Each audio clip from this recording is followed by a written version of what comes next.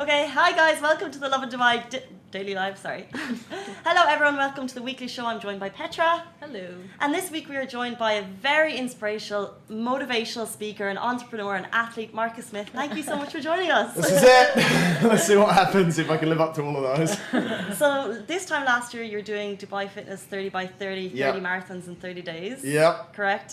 Fitness hasn't always been a massive part of your life. Yeah, since I was young, I guess fitness was something that was huge, and I get asked this question a lot, like, why are you so into it? And my biggest answer, or sort of one that keeps on coming around, was I remember when I was a kid, I'd just see my parents always doing sport. Like, they'd be going out for runs, they'd be doing triathlon and stuff, and you know, it's like when you're a kid, you want to do it. And then I remember one day my dad said, well, come running with us. And that's kind of where it started. So you're brought up in an environment, and I was brought up in a great environment, and I was really bad at school as well. I had no attention span. I didn't want to listen to what was going on. So I figured I better try and be good at something, and I was okay at sport. So yeah, that's how it all started. Was this in the UK or in Dubai? That was actually here in Dubai. I moved to Dubai when I was 4, just turning 5.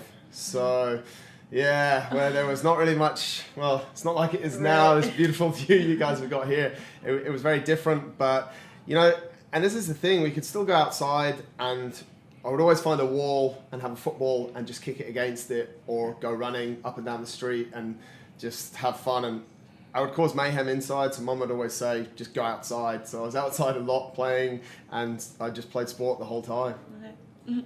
That's insane.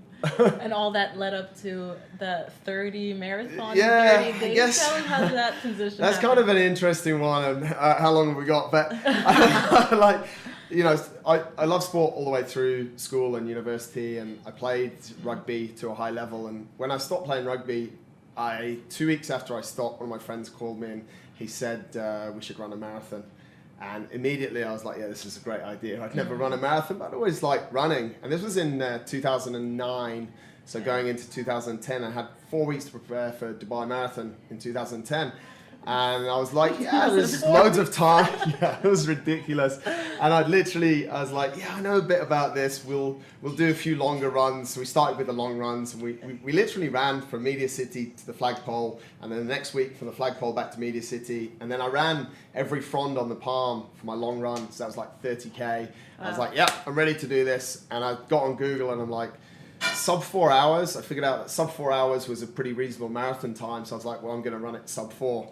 Long story short, I didn't. It was a nightmare. And I was like, I'm never going to do any more of this stuff. No. It's ridiculous. Were you completely discouraged? Yeah, I was discouraged. I played professional rugby for a long time. And I actually just, in 2009, I played in the Rugby World Cup Sevens. And massive high and all of this stuff. And you sort of go looking for these things. And it was only a few months later that I was like, I'm not happy with that. I'm not happy with that failure. So yeah, and I was doing a lot of CrossFit at the time, and I've always liked running. I've always liked being able to just say, like, a couple of friends, do you want to go for a 5K run, 10K run, 20K run? I never cared. I always liked just to be able to do it.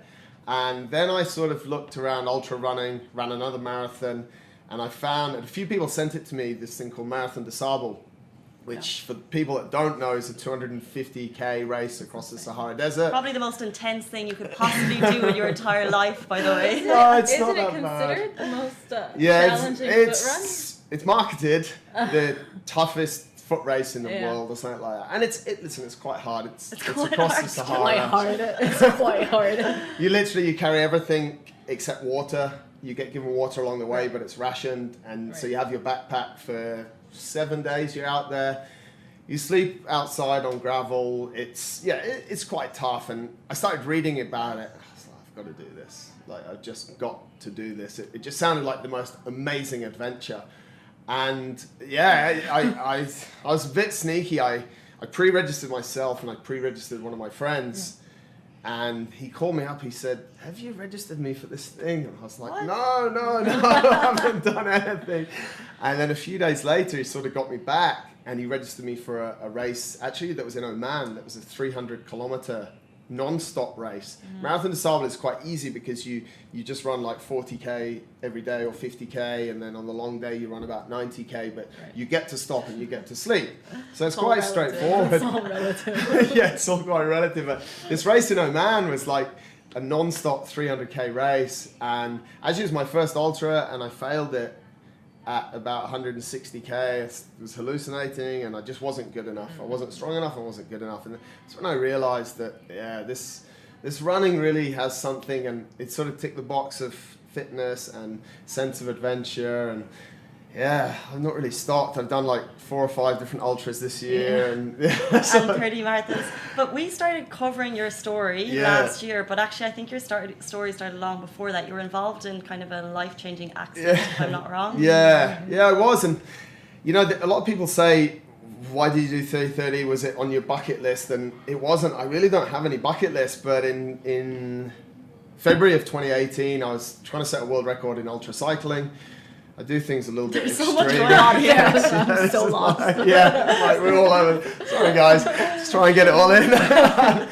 And I got hit by a truck, and I nearly died. I was on the side of the road from Dubai to Sharjah on the Kalba road, and I hit a wall at 54 k's an hour, which on the impact broke my left shoulder, 7 of my ribs. And that was all fine, like the bones is not a massive problem, but what was more life-threatening was I punctured my left lung. So on the impact, the lung just, if it was a ball, it just kind of goes, and then it collapses. And you can't breathe.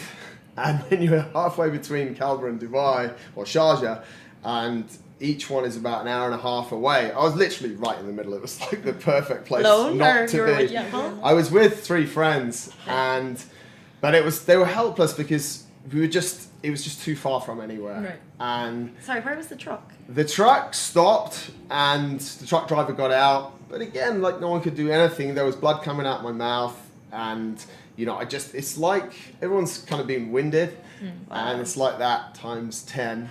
That's and terrifying. then I realized where I was. So I'm an hour and a half from the hospital at Kalba. So it's going to take an hour and a half to get the ambulance. It's an hour and a half from Sharjah. I'm like, wow, I'm not in a good place. And I don't know because it hasn't sunk in what really happened, but I remember seeing the truck driver coming towards me, and I abused him very badly.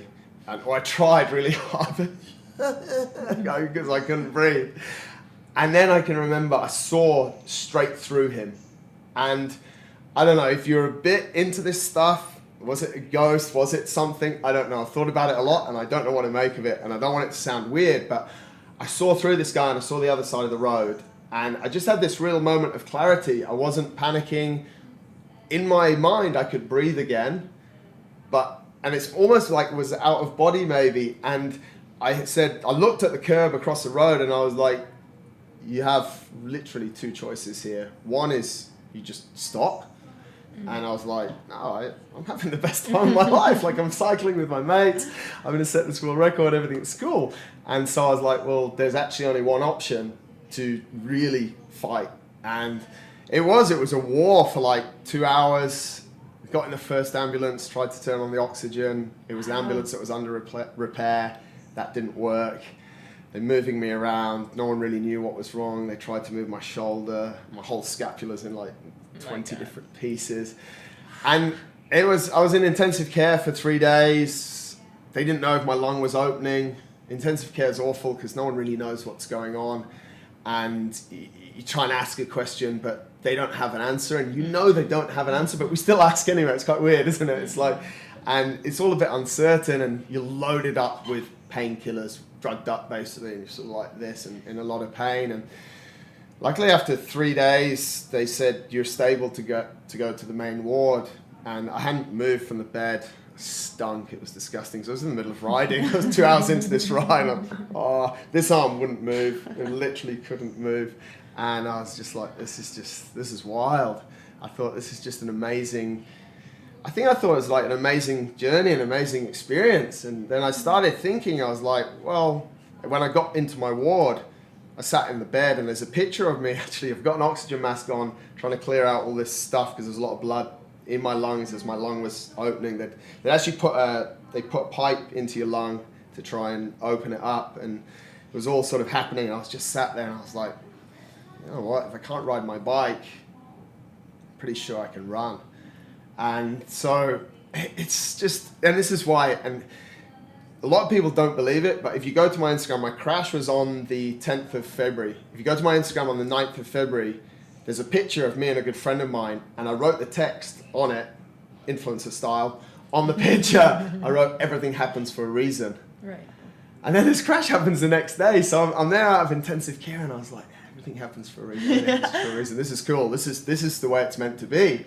Like, it wasn't this high all the time, and the drugs were making this high, but like I had dips. I was just like, oh my God, why has this happened? You know, and then I just had this moment in the hospital. I was like, there's no why has this happened. There's no what if. There's no nothing. Like there's so many things. I'll give you one quick example. We'd done this ride 20 times, and on the way there's a petrol station, and we'd always stop and have a coffee. This day, on the Saturday, the 10th of February, I said to the guys, we stopped at the petrol station, does anyone want coffee? No one wants coffee. Cool, get back on the bikes. If we've had a coffee, everything would have changed. And I'm like, no, this is what it is. It happens for a reason. So I sat in the bed, and I remembered a few weeks before, my friend sent me a challenge across the island of Corsica. Now, Corsica is an island south of France, west of Italy, and there's a route across it from corner to corner, diagonally like this, and it was 195 kilometers, and it has around 13,000, 12,000 meters of elevation. Everest is 8,500, so there's a bit more. And I actually sent the link to one of my friends who's a school teacher, and I said, what day do you finish work? We'll fly the next day.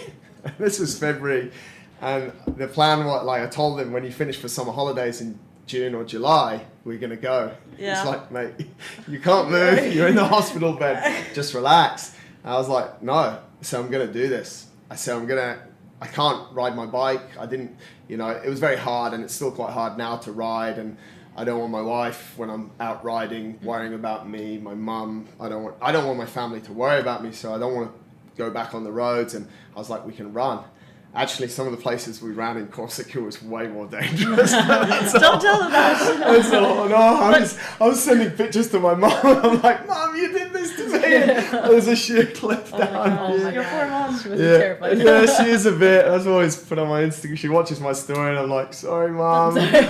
Do you feel that changed your mentality going forward? Did it change Yeah. how you perceive things? It did. I'd like to say no. I'd like to say I lived very present. I've always been quite a positive person. I've done a lot of motivational speaking. But the tools I had to use, or the way I had to be, when I saw through that driver, that's why I let you hear that example. Like what I had to use there of just clearing everything from my mind and creating this insane amount of presence it's almost like you feel like it's a superpower. That's why it was the same in the marathons. Yeah. Like, I thought about that near-death experience a lot, and I was like, in that situation, there was no choice. I removed the choice. Like, the choice of death wasn't, I just took it away, and I just focused purely on breathing, nothing else. So when I was doing my marathons, when it got, there was never a choice not to do it. There's like a lot of people go into something and okay, I'm going to enter this race, and if it doesn't go well, I'll pull out. Like, you're already giving yourself this chance. Like, if you want to finish it, you finish it. You can crawl. Like the race that I pulled out of, I could have finished it. And it like in 2012 or something, the one that I said at the start, the 300K one, I could have finished it, but I just didn't want to because I had this option. So if you start not giving yourself the option... It's a mind game. It's a complete mind game. And we're in a world at the moment of I believe, complete distraction. We're distracted by everything. You literally, you go to your phone to do something important like call your mum.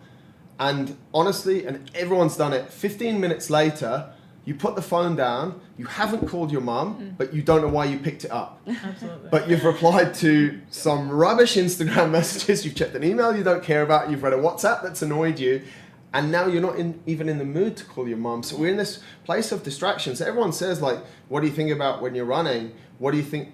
Like, we need this time. Yeah. We need this complete disengagement to live and to be.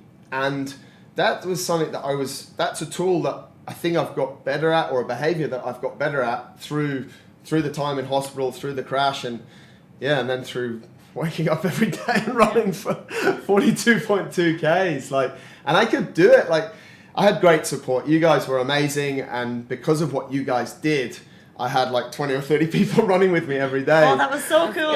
All of Dubai came out and joined you. I'm sure you guys all saw the coverage. It was class. It was just amazing. And, we were talking about it before we were recording, like the support I got from key bits of media like you guys was just amazing, because it just made it, in one way it made it so easy, but sometimes I had like 20 or 30 or 50 people running with me, and I'd still have to create this, I'd be in so much pain, but I'd have to have this conversation, and you have to create this sort of presence and this being now that, we worried too much about tomorrow or yesterday or this, like, we want to live now, like right now, all I can think about is this great conversation we're having. Well, I'm having a good time. Hope everyone else is.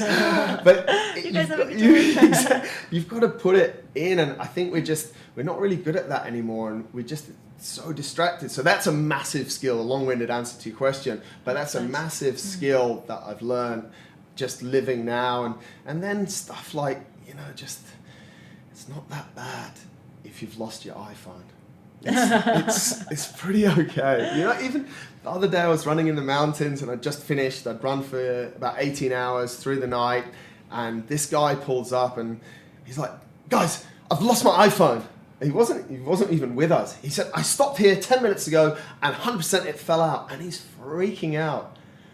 And I'm just sat in my chair. I'm like, "Buddy, it's okay." Yeah. I said, "It's fine." So I think a lot of the time we really sweat really small things. We care too much about what, like, that's what, there was another scenario when I was in the hospital. The physio came in on second or third day I was in the ward, and he said to me, "Do you want to go for a walk?"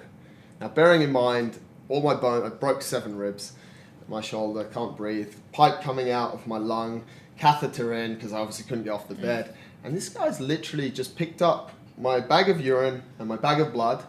He's a physio. He's clipped them on his waist belt. I've got out of the bed with my hospital gown on, which is open at the back. I've got cuts everywhere. And we're walking down the ward. So all my everything is just gone. And I'm having the best time of my life. Yeah. Because it's the first time I've walked. And it was just so when I look back on these small situations, I'm like, why are we sweating? Listen, I still argue too much with my wife. I'll say it, we still niggle each other, not in a bad way. We love each other and spend a lot of good time together, but we still... Why do we sweat the small stuff? And we're all guilty of it. And it puts so much in perspective, and that's in the work environment, in our personal lives. And then, like I said, it's like tomorrow, just let's live now. And so, there was a lot of learnings, but it's all super surreal still. Yeah. Like the marathons is just, it was almost like the icing on the cake. Plus I was 40 last year, and so it was all like a crazy year for all this to happen. And I guess the more time I spend reflecting on it, like I have my marathon chart where I wrote every day, and I visit that a lot, and I just try and think, because I don't think we can learn everything in one shot. We have to keep using the experiences and reflecting, and it's been a wild time. Put it that way. Sounds like it. Yeah.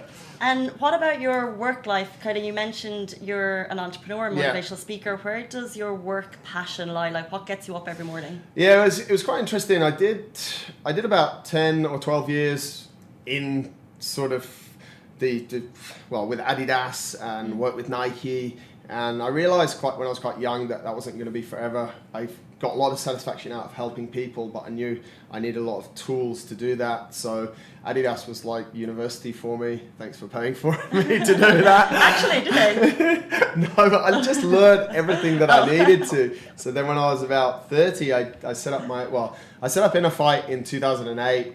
And people were just coming to me and saying, "Oh, can you help me with this challenge?" And I just found it very fulfilling, just helping someone.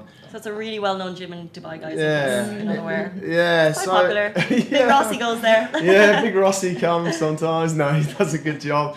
But and I was like, if I find something, they always say, if you find something you're super passionate about, it's not like working. Listen, sure. there's certain parts of running my business and have a food business, Smith Street Paleo, with my wife. There's certain parts of that are super challenging. I don't like 100% all of the tasks, and luckily I'm now in a position where I've employed people to do the tasks that I don't like. But I just love the fact that people will come to us. We're in a very unique position in that people will come to us and entrust us with their body. And I know, because we've been doing it for a while now, I know anyone that walks through the door, if they're really ready, and if they're not ready, I'll try and get them ready. If they're really ready, I can make their life a lot better. And it doesn't work with everyone. Some of them are just, we can't unlock them, if you like, and there's certain things that they can't let go of and crack on. But a lot of people with just through running, through just helping them eat better, just by being, just a lot of people just want to be listened to, you know, and they don't want to go to a fitness center or a personal trainer, and like they don't care about what that personal trainer did this morning to get his biceps so big. Like, that's not interesting. They want the personal trainer to ask them how they are, and we've got to try 100%. and that's our job. Like, I always say it to our coaches, someone's walked into our gym, they've entrusted you with the most valuable asset they have, their body. It's like, it's everything to them, and they've given it to you.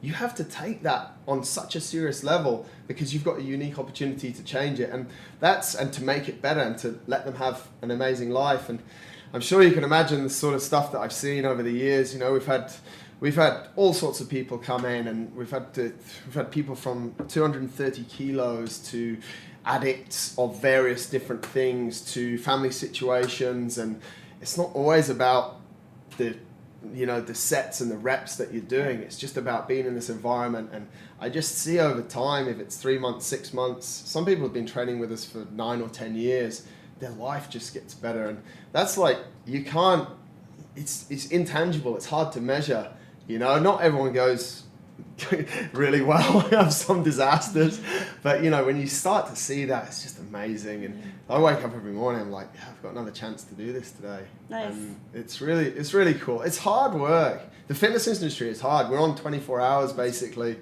Like, in October till October the 15th, I'd been in my bed 9 days in the month. I've been at a couple of different races, taking clients, different You must places. have like the energy. Actually, here's a question about energy and food. We were talking about different diets, right? Yeah, exactly. And yeah. No, go ahead.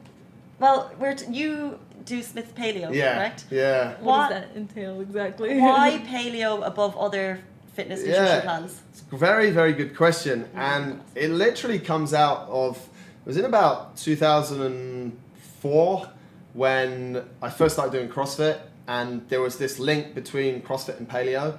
And I was like, yeah, this kind of makes sense, less processed food. And to be totally honest with you, I had quite a sweet tooth.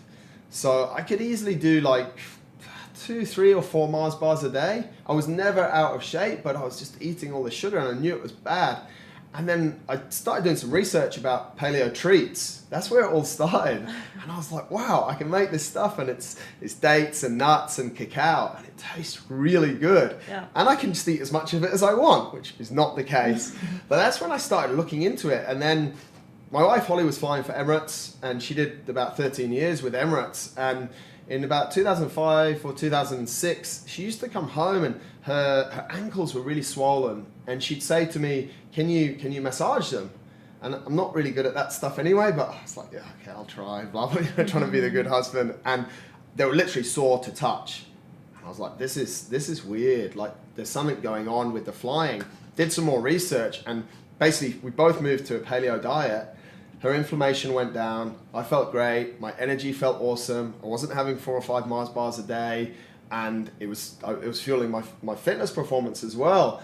And Holly's a very good cook. She always has been, and she started experimenting with stuff. And fast forward to sort of 2015, and we set up Smith Street Paleo. And all it is just, it's unprocessed natural food. We kind of, in simple terms, if you can grow it or if you can kill it, then you can eat it, and if not, you probably shouldn't be eating it. So if it comes in a weird... It's called like the caveman diet. It's a bit like caveman, yeah. And it was, you know, nowadays you've got so many different things, but if you just kind of think back to pre-2010, which I know is 10 years ago, but there wasn't really many fad diets out there, so it's not really been a fad. Paleo hasn't actually come on trend. We're waiting for it so the business goes bang, but you can all buy it.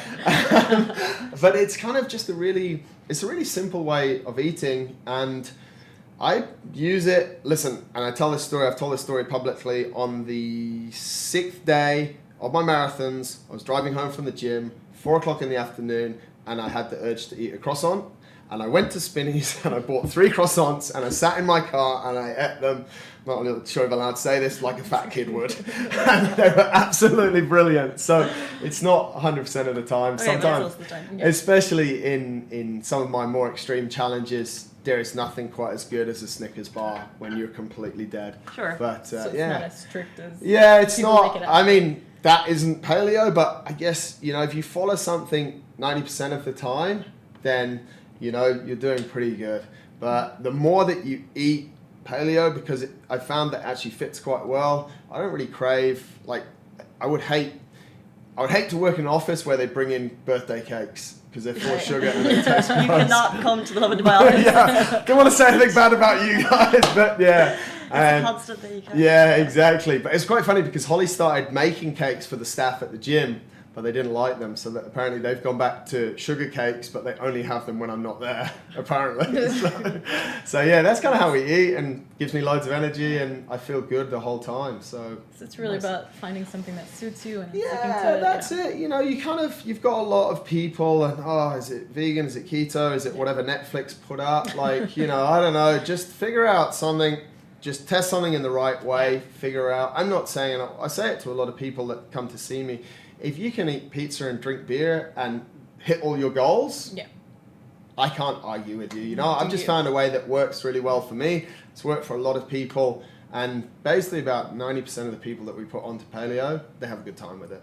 Cool. So just find what suits you. Yeah, exactly. And I think people are a little bit het up, and again, they're sort of looking to different avenues, and what are you doing? Like, it doesn't matter what everyone else is doing. That's probably another learning from 2018 that I had, and sort of brought, like, it doesn't matter what everyone else is doing. You guys have come into this market and you do what you do. And I know you've got different competition in different ways, but you've just kind of cracked on and done what you've done, and a lot of people are just going, regardless of the naysayers. Yeah, isn't it? And you sort of, and people, how did they do that? And it's the same with the gym. We've always just done what we want to do. We've got clear vision, and it's the same with your food. Like, figure out what works for you. Personalizing it. And crack on, yeah.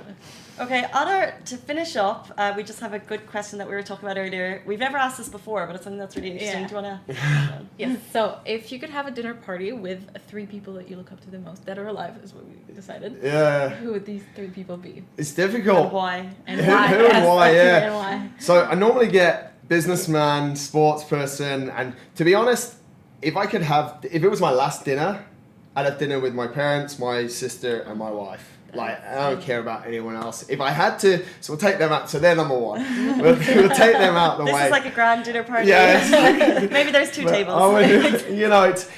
But I've never been much into celebrities and people like that. There are some people I look up to, though, who I think have just done something amazing. I think Richard Branson in Business and Life, absolutely inspirational. You get different negative reports on some of the Virgin companies, but when I see the guy on Necker Island, I'm just like, dude, you're crushing it. He's playing tennis. And there are over 200 companies. I mean, it's like, you're gonna get that, aren't you? But he's playing tennis with Bjorn Borg, and I'm just going like, you're an absolute champion. So he's definitely one. From a sports point of view, Roger Federer is just such an amazing sportsman. He's done something incredible. There's a lot of different sports people. I'd love to get Lance Armstrong around the table, because he was someone that I did look up to for a long time, because I love cycling. And obviously, like, with the drug scandal, it's just... That's a very good one, I think. Yeah, really good. Yeah, I'd just like to... I still listen to his podcast. I've watched all the documentaries again with the documentary, What's the Motive and stuff. So he's definitely someone. And then, someone else that I'd get is... Is that 3?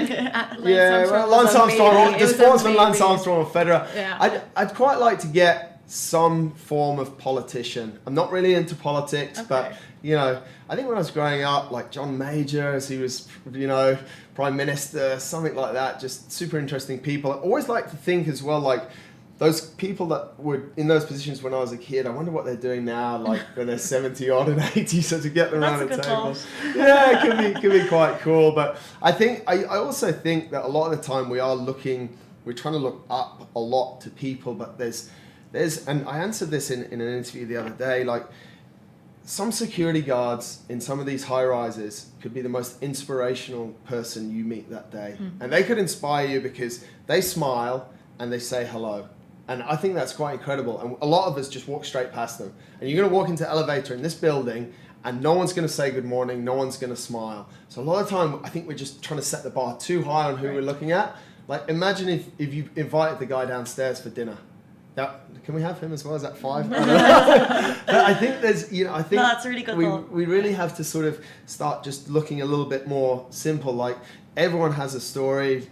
I say that when I invite people to the podcast. Everyone has a story, something to share. And if you look in the right way, you can find some really cool parts of everyone. So it's not just because you're Beyonce that I want to have dinner with you. Okay, That's that's a really That's nice thought to beautiful. finish on. Yeah. Loved it. Okay, Cool. thank you so much for your time and for you. giving Not us at kind of all. a whole lot of history. I feel like we got a lot in there. Sorry, I talk a lot.